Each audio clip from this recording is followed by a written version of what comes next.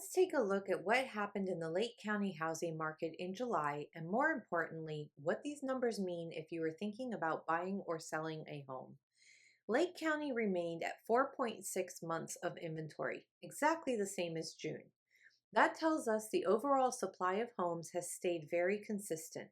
We are not seeing a major shift toward either buyers or sellers based on inventory alone, which means pricing, condition, location, and presentation continue to play a big role in which homes sell.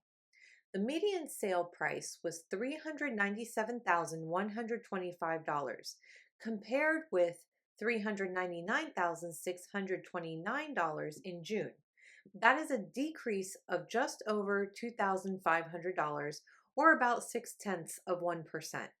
I would consider that relatively stable from month to month rather than a significant price decline.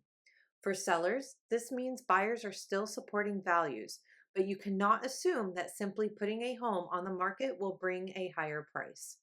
For buyers, the slight decrease does not indicate that prices are suddenly falling, but it does show that there may be opportunities depending on the individual property and how motivated the seller is.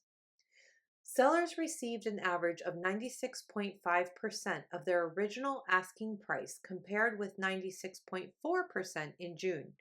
That number is essentially unchanged and tells us that negotiation is still part of this market. For sellers, starting with a realistic price matters because buyers have choices and are paying attention to value. For buyers, it means there may be some room to negotiate, but it does not mean sellers are routinely accepting dramatically lower offers. The number I am watching most closely this month is the median time to contract, which increased from 44 days in June to 57 days in July. That is a 13-day increase in just 1 month. For sellers, this is a good reminder that even a well-positioned home may take some time to find the right buyer. If your home does not receive an offer in the first week or two, that does not automatically mean something is wrong. But we do need to pay attention to showing activity, buyer feedback, and how your home compares with the competition. For buyers, those 57 days can create opportunity. Homes that have been on the market for several weeks may have sellers who are more willing to discuss price, closing costs, repairs, or other terms. At the same time, the fact that sellers are still receiving about 96.5% of their original asking price tells us this is not a market where buyers should assume every seller is desperate to make a deal. Overall, July looks more like a slower market than a falling market.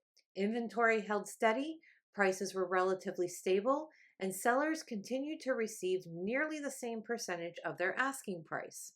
The noticeable change was that it took longer for homes to go under contract. That makes strategy increasingly important on both sides of the transaction.